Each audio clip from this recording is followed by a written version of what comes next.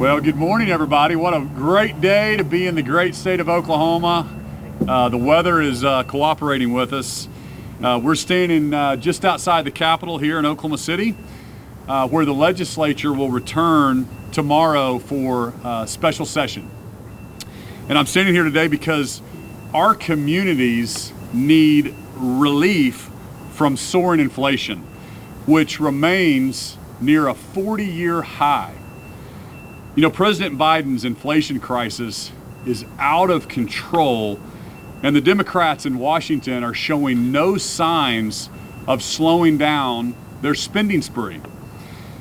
Yesterday, the Dow slid to a bear market for the first time since the early days of the pandemic. And last week, the Feds raised interest rates for the third straight week.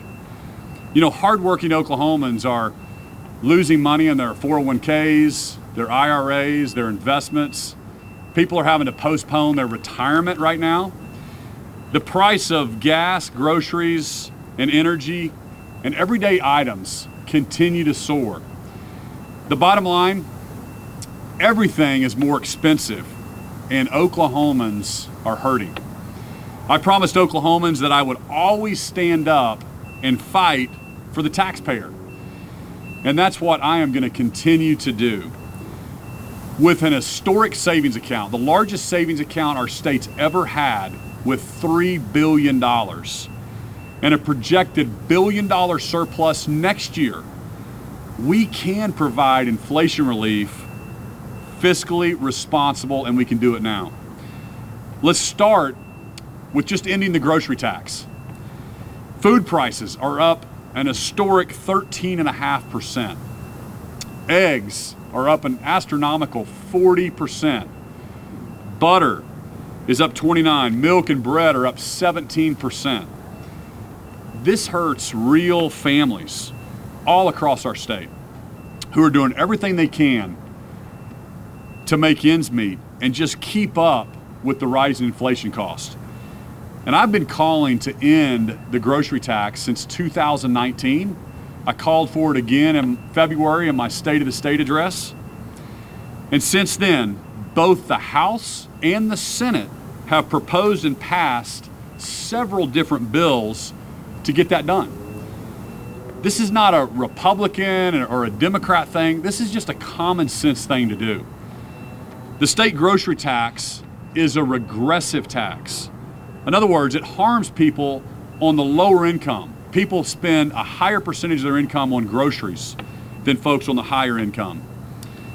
And you know this, we're only one of 13 states that actually taxes groceries. Ours is one of the highest.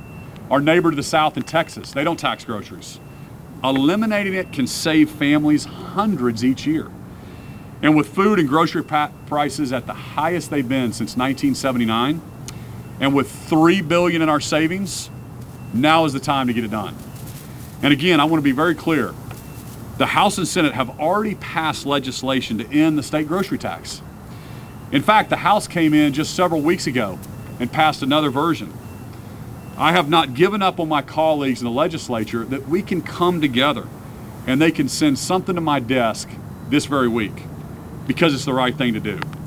And because Oklahomans need real relief right now. I'd like to introduce a few Oklahomans who are here with us today to voice their support for ending the grocery tax. Francisco, who owns 9 supermarkets all across Oklahoma, is fixing to open his 10th. And Jennifer Lee, who owns the Chinatown supermarket right here in Oklahoma City. Thank you all for being here today. These guys know firsthand the real cost these prices are having on families. So now, thank you all for being here. We'll open it up to a few questions for the folks here with us today. Governor, lawmakers, go ahead. Yes, sir. A spokesperson for the state Senate's already said they're not going to hear the grocery tax, so why do you have this hope if they're saying that publicly? You know, my job is to advocate and do the right thing for Oklahomans. And so, you know, when they're coming back in to spend $2 billion, the least we can do is pass a grocery tax. Now is the time to get it done. And so as governor, I represent all 4 million Oklahomans. I know Oklahomans need this. We can afford it. I believe in lower taxes and smaller government. We need to give that back to the taxpayers. But the leader said that's not going to happen. Why is this state, I mean, other states across the country have got rid of the grocery tax, the Republican supermajority. Why is Oklahoma having such a difficult time getting rid of the grocery tax? You know, you'll have to talk to them. I know that both House and Senate have passed this, and at one time or another, this very session. So it's the right thing to do. I think there's politics being involved, but it's the right thing to do. We need to get this across the finish line for Oklahomans. Have you talked to Senator Treat? I have. What do you say? You know, they're being deliberate on. I believe they want lower taxes, but again, that's the legislature passes the bills and the governor signs them. But this is something with my position, I've got to always advocate for lower taxes.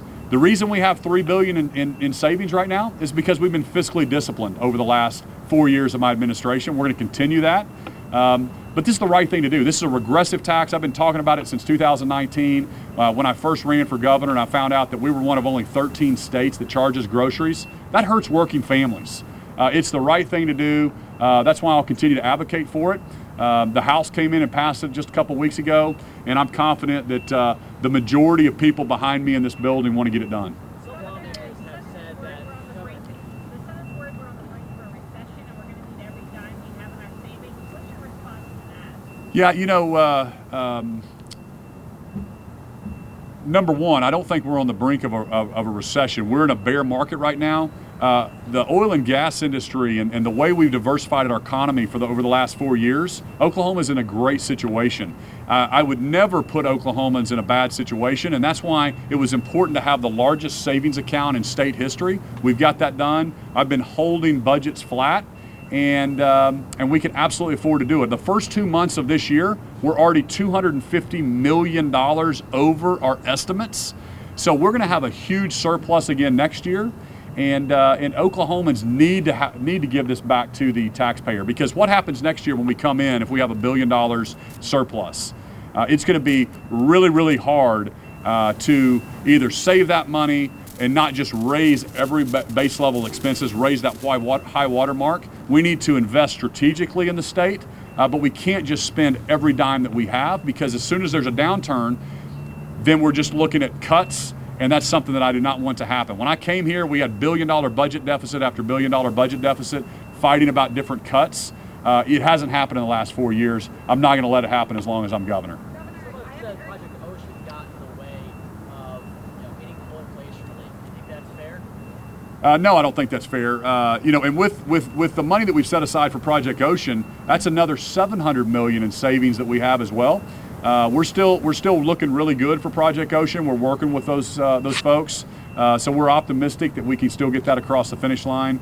But no, we can do multiple things. There's thousands of bills that are filed every year. This bill actually passed the Senate, and a different version passed the House this exact year.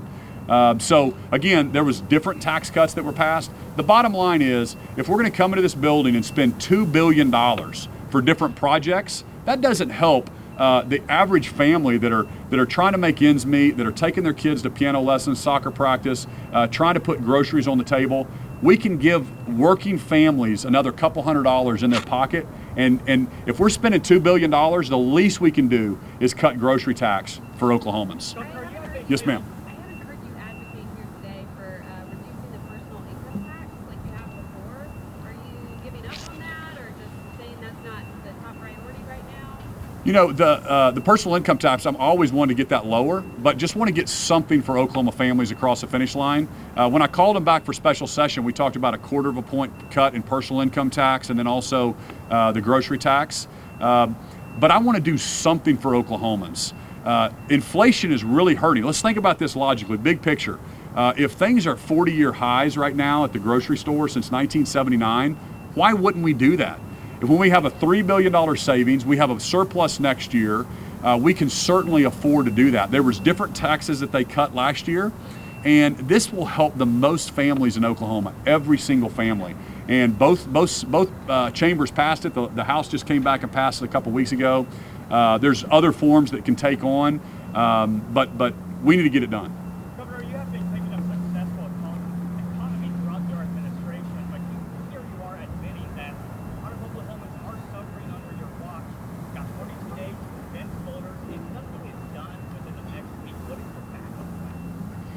Well, here's the deal. The legislature passes the bills, so that's part of the public to put pressure, call their senators, call their House members, tell them that they want this to get done. My job is to set that vision, and the vision is always to be a top 10 state. To make sure if we're looking at Texas and we're looking at this state or that state, Oklahoma takes second place in no other state. We can get it done.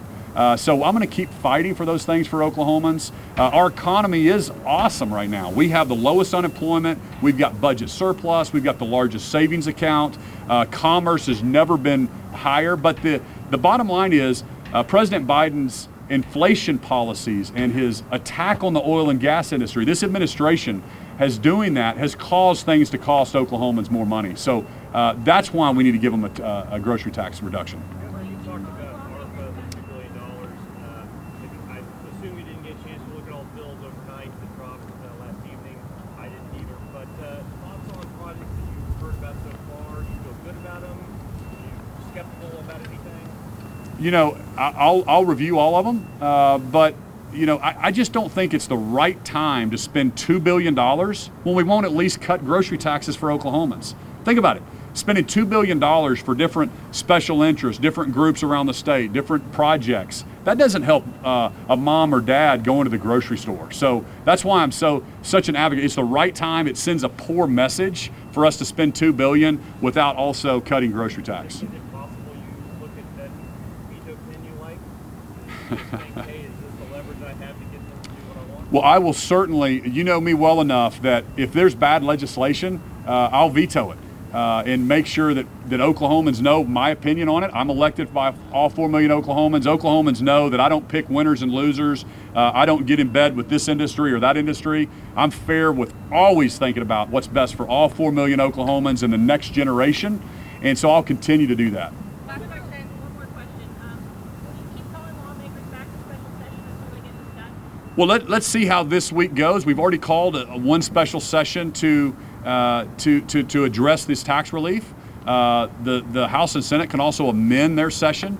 The House has passed a lot of the bills as well, but that's on the table. We obviously want to get together and work with them. My job is to advocate, set that vision. The legislature has to pass these laws, and so if Oklahomans want it, call up here to the Capitol and help me advocate for these positions for Oklahomans. Thank you guys so much.